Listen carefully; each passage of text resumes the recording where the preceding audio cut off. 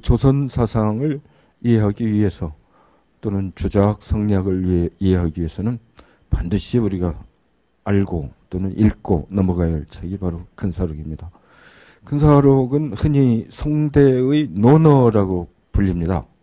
그러니까 논어는 원시 유학에서 으뜸으로 치는 책이고, 그러면 송대 소위 신유학에서 으뜸으로 치는 필독서가 이 근사록이라는 뜻이 되겠습니다. 근사록은 일종의 앤솔로지인데 4명의 북송 철학자들의 문집과 어록에서 주요한 문장들을 뽑아서 이렇게 편집한 겁니다. 논어에서는 젊은이 근사, 절실하게 묻고 가까운 데서부터 생각해 나가면은 인에 가까워지리라, 이런 이야기가 있습니다. 나에게 절실한 거, 가까운 거, 여기로부터 착수하는 게 유학에서는 공부의 첫걸음이라고 본 거죠. 그래서 근사록의 이름을 근사를 논어에서 따다가 붙였습니다. 근사록이 제일 뒤에 설을 붙였는데 서문, 주자는 이렇게 말합니다. 이 근사록을 이렇게 편집한 목적이 큰 원리와 관계되면서도 일용에서 절실한 것들을 모았다. 그러니까 크게는 정말 이 세계 원리에 관한 것들이 있을 테지만 세계 원리에 대해서는 우리가 감히 쉽게 말할 수 없는 거죠. 우리에게 비근한 거, 아주 가까운 것을 통해서, 실천을 통해서 세계의 원리를 점차 알아나갈 수 있다, 이렇게 생각하는 거죠. 근사록은 총 14권으로 구성되어 있습니다. 622조의 문장을 14개의 주제로 나누어서 분류를 했습니다. 현대학문의 시각에서 이 책의 내용을 보려면은 첫 번째, 자아의 본성에 관한 도덕 형이상학적 탐구, 이게 크게 한 부분이 될 것이고, 두 번째 부분은 자아의 본성을 함양하고 마음의 상태를 성찰하기 위한 도덕 심리학적 모색, 모럴 사이콜로지가 두 번째 부분이고, 첫 번째는 모럴 메타피직스가 되겠고, 세 번째는 자아의 본성을 현실에서 어떻게 구현할 것인가, 구체적인 방법, 요령에 관한 규범론적 처방, 노머티브한 프레스크립션이 세 번째 부분이 되겠습니다. 이 세 가지 내용은 사실 따지고 보면은 주자 자신이 평생에 걸쳐서 추구했던 학문적 관심사이고 송대 성리학의 궁극적 목표이기도 합니다.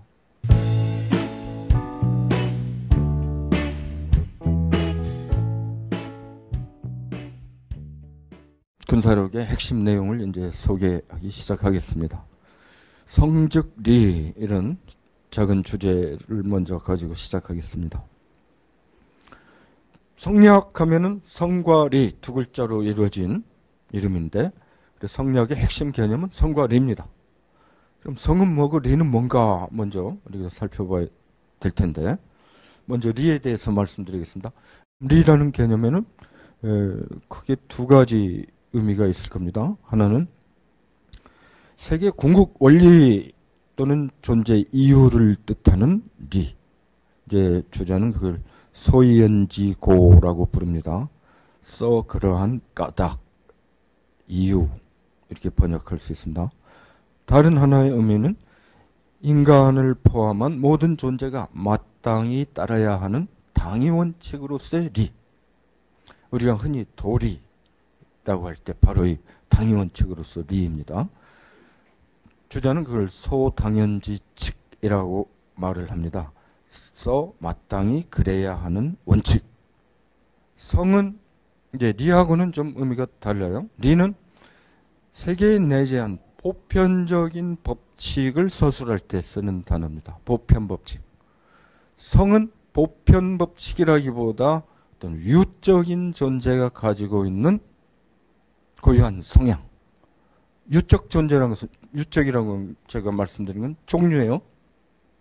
이제 분류할 때 이런 성 개념이 중용 맹자에서 말한 성 개념이 불교의 전례와 더불어 굉장히 그 철학적인 개념으로 또 급부상을 하게 됩니다.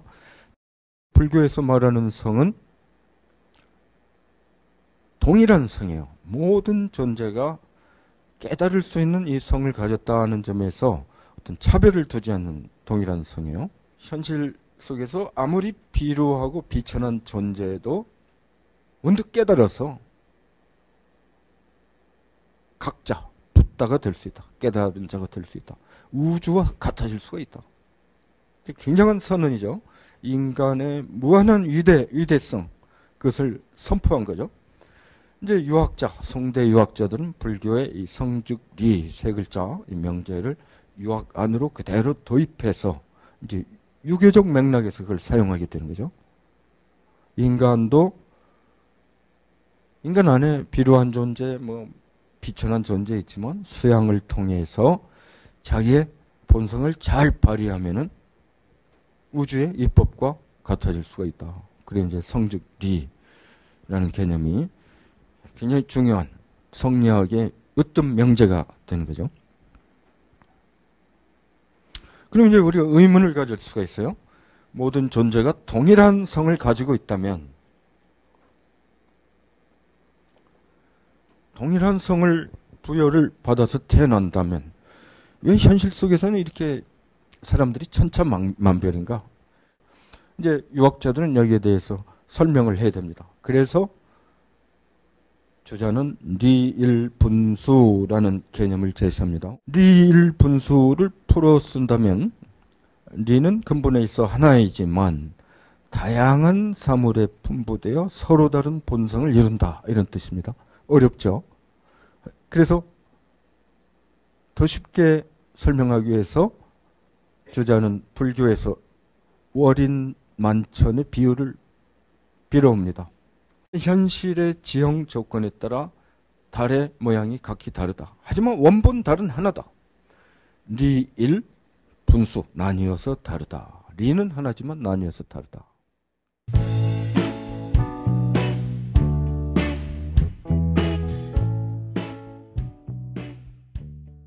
체라는 것은 한 존재가 가진 본질적 속성을 가리킵니다.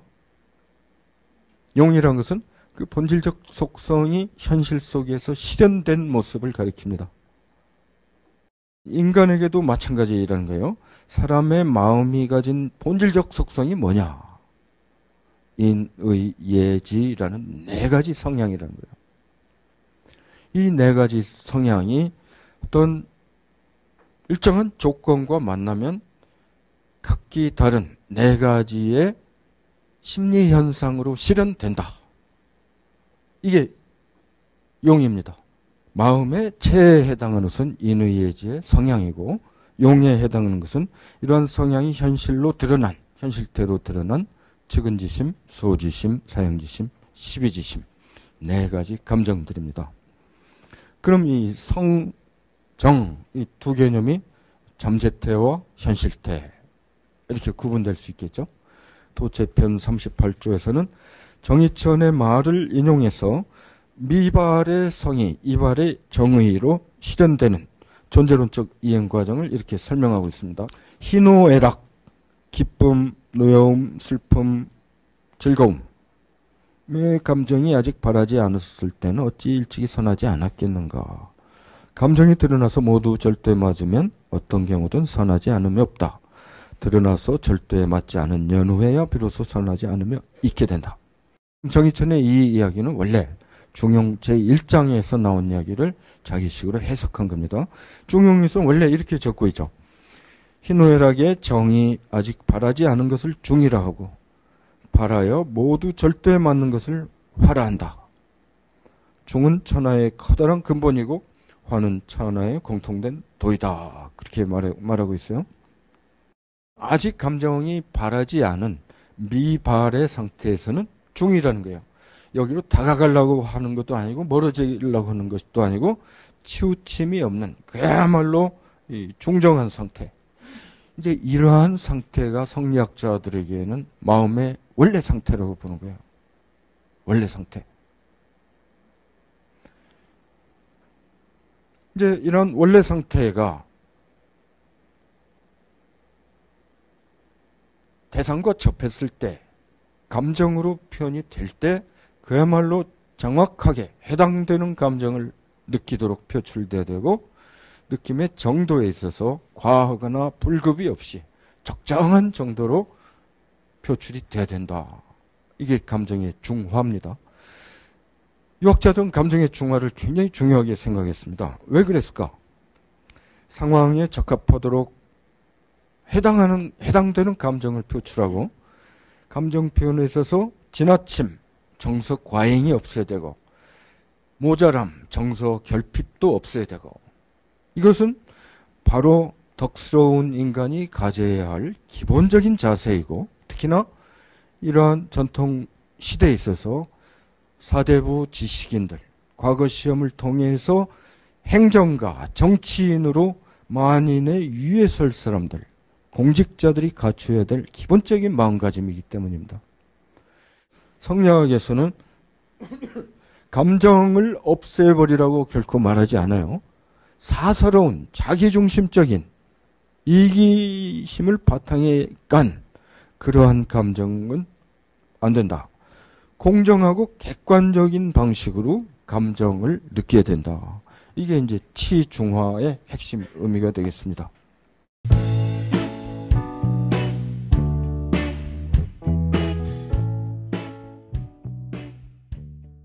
미발에 대해서 간단하게 말씀드리겠어요. 이제 감정이 터져 나온 이후가 이발입니다. 중용에서 이제 이발이라는 말을 써요. 이미 퍼져 나갔다, 펼쳐 나갔다. 감정이 아직 발하지 않은 상태를 미발, 아직 발하지 않음, 이렇게 말을 하죠. 사실 이 미발, 이발은 성리학에서 수양과 관련해서 굉장히 중요한 두 가지 개념입니다. 그러면은 이 미발과 이발이라는 의식의 두 단계에서 각기 해당하는 공부들이 있어요. 이제 이 미발시 개구, 개신공구, 이발시 성찰, 이 두 가지 소개를 해드렸어요. 그러니까 의식의 활동이 아직 전개되지 않았을 때는 개신공구의 자세로 자아를 존양해야 된다. 의식이 막 뻗어나가고 감정으로 뭘 느끼고 사유가 뻗어나가고 할 때는 자기의 의식을 되짚어 점검하고 성찰해야 된다. 이제 셀프 모니터링이에요. 이 두 가지 단계에 해당하는 이제 공부들을 나눠서 이야기를 했는데, 이제 경공부란 것은 사실은 이 두 가지를 다 망라해서 하는 것을 이야기합니다. 경공부와 관련해서 주자는 여러 가지 설명을 하는데, 마음을 항상 두려운 듯 간직하기. 두려울 애자. 내 마음을 두려운 듯 간직하다. 방만해서는 안 되고 모든 사소한 일에도 항상 두려운 듯이 임한다. 마음을 거두어 흐트러지지 않게 한다. 수렴. 주일무적. 마음을 한 곳으로 집중하여 산만하지 않게 한다. 수사점검. 일어나는 일에 따라 수시로 마음의 흐름을 점검한다. 상성성. 마음을 항시 또랑또랑 깨있게 한다. 정제엄숙, 마음과 몸을 엄숙 단정 유지한다.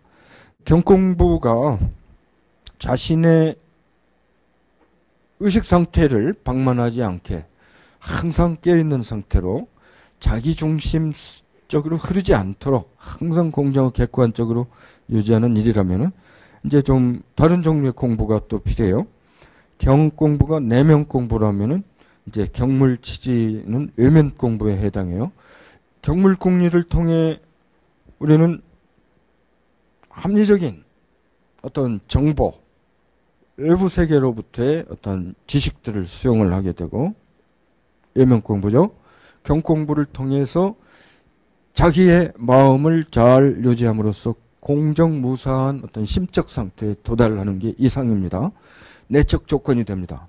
그럼 지금 주자가 말하는 심리학자, 성리학자들이 말하는 경공부를 통해서 도달하게 되는 무사의, 사사롭지 않은 굉장히 공정한 확연대공한 의식의 상태, 마음의 상태, 거기다가 외부로부터 받아들인, 경물치지를 통해 받아들인 객관 사실에 대한 충분한 인지, 이것들이 합쳐져서 결국은 공직자가 갖춰야 될 이상적인 관망자의 요건을 생성해낸다 라고 말할 수 있겠습니다.